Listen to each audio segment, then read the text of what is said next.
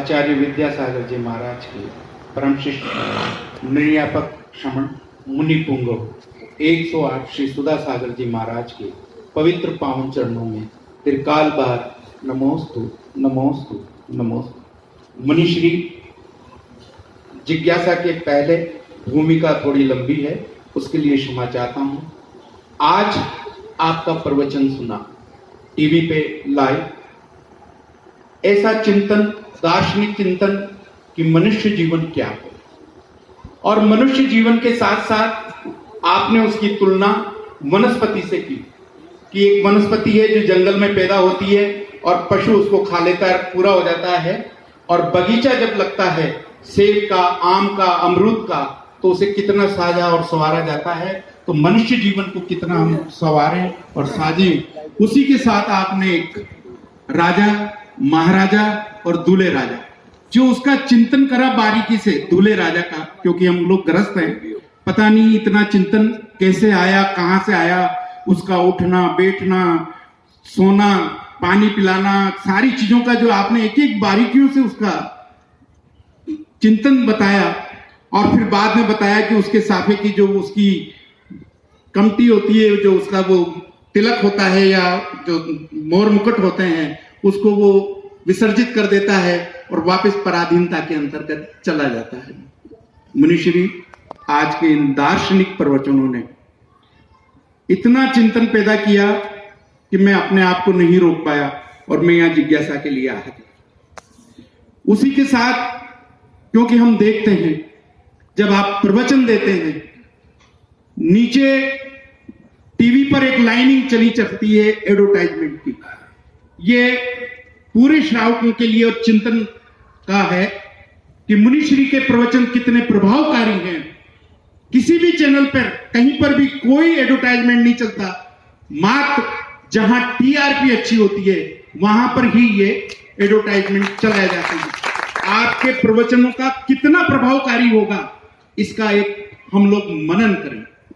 मुनिश्री, आपने बहुत सारी चीजें दी हैं, चांदखेड़ी से अतिशय देखा, अभिषेक की प्रक्रिया प्रारंभ करी, आज की तारीख में हर मंदिर माला माल है, अर्थ से संपूर्ण है, और वैभव का वो प्रतीक जो हम लोग पहले कहा करते थे कि श्वेतांबर समाज में देखने में आता है, आज दिगंबर समाज बहुत अग्रणी शैली में आ गया।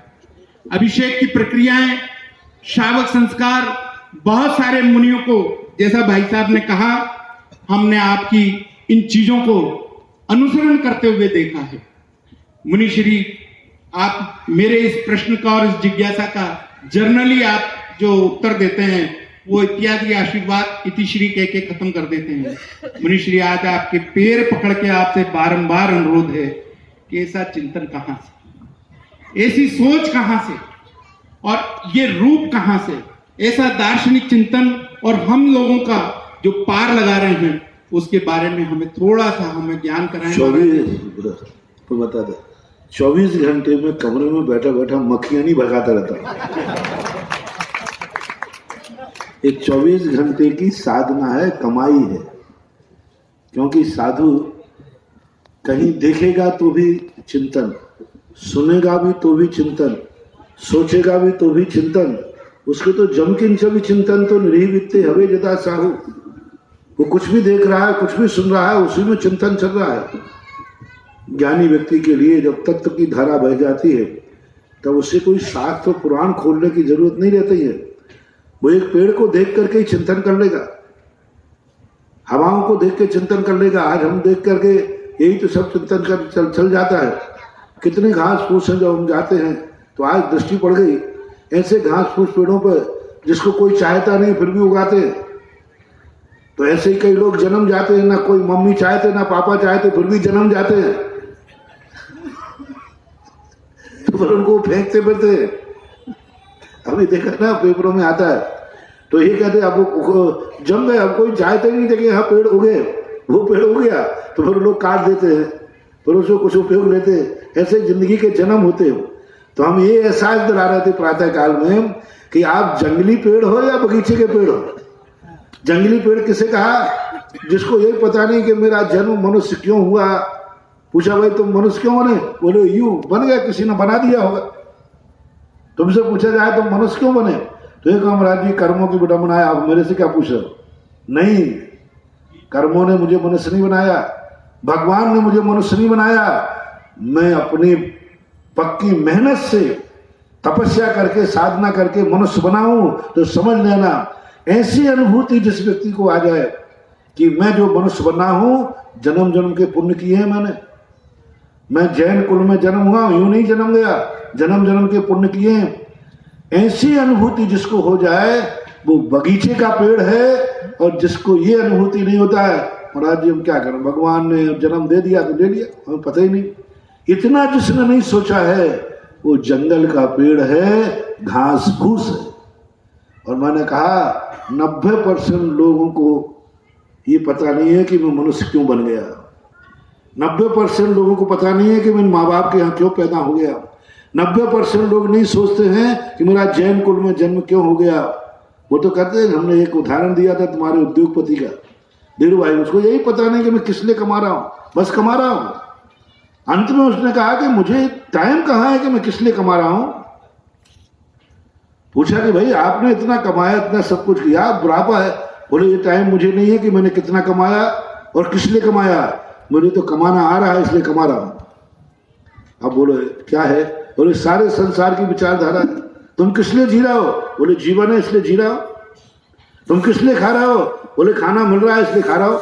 तुम किस लिए देख रहे हो, बोले आंख मिली है तो देख रहा हो। 90% लोगों का जवाब है कि भाई तुम यहाँ क्या देख रहे हो, तो वो क्या करूं, आंख मिली है तो देख रहा हूं, कान मिले तो सुन रहा हूं, पैर मिले तो चल रहा हूं। ये मिले हैं, इसी को हमारे यहाँ औदैहिक भाव कहते हैं। और यही मिलना, जो ये कह रहा है आंख मिली इसलिए देख रहा हूं, कान मिली इसलिए सुन रहा हूं, धन मिला है इसलिए खर्च कर रहा हूं, ये जो क्या भाव आ रहा है, ये सब जंगली पेड़ों के घास फूसों के जवाब है। और जो लोग कहते हैं कि नहीं धन मिला है, पुण्य से मिला है, पुण्य में लगाऊंगा, आंख मिली है तो सब कुछ थोड़ी देखूंगा, जो देखना है वही देखूंगा, कान मिले हैं सब कुछ नहीं सुनूंगा, जो सुनने लायक है वो सुनूंगा, तो समझ लेना ये बगीचे का पेड़ है।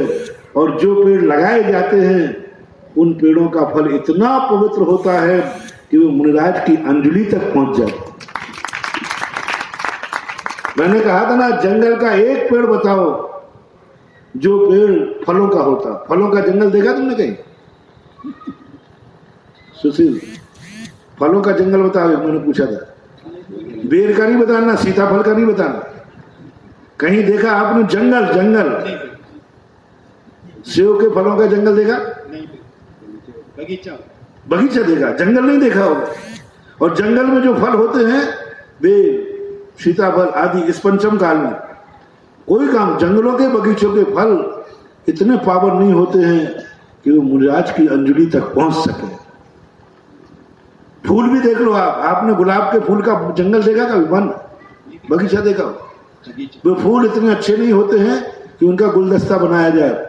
वे फूल अच्छे होते हैं जो लगाए जाते हैं, संभाले जाते हैं, बागवान के द्वारा सींचे जाते हैं, उन फूलों का गुलदस्ता और हार बनता है जो जंगलों में उग जाते हैं। ये बात है, एक जीवन की चिंतन की धारा है, कब किस तरफ दृष्टि चली जाए साधु की कुछ नहीं कह सकते। ना तो मैं 2 मिनट पहले सोचता हूँ और ना ही मैं तुम्हारे लिए सुनाते ही नहीं, तुम लोग सुन लेते हो, मुझे कोई ऐतराज नहीं है। मैं तो जब गद्दी पे बैठता हूँ बड़े तबीयत से नमोकार मंत्र पढ़ता हूँ और अपना खुद का स्वाध्याय करता हूँ, क्योंकि मुझे भी प्रवचनों में उपदेश को जब से स्वाध्याय किया तो दुनिया को सुने या नहीं सुने, लेकिन सुधा सागर का प्रवचन सुधा सागर जरूर सुनता है। और सुधा सागर के प्रवचनों में सुधा सागर को मटेरियल बहुत मिलता है, इसलिए मैं प्रवचन कर रहा।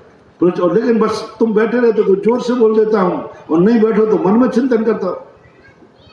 स्वाध्याय है उपदेश, अपने खुद के उपदेश को खुद का चिंतन करके देना और खुद ही अपने आप के लिए करना, यही है। और जब व्यक्ति अपने आप को स्वाध्याय करेगा तो फिर प्रवचन में बनावटीपन नहीं होगा, रट्टूतोतापन नहीं होगा, सहज भाव में जो निकलता है वो अंदर की आवाज होती है, और सहज भाव सदा नया ही होता है, पुराना तो मात्र स्मरण होता है। नमस्ते भगवान, नमस्ते।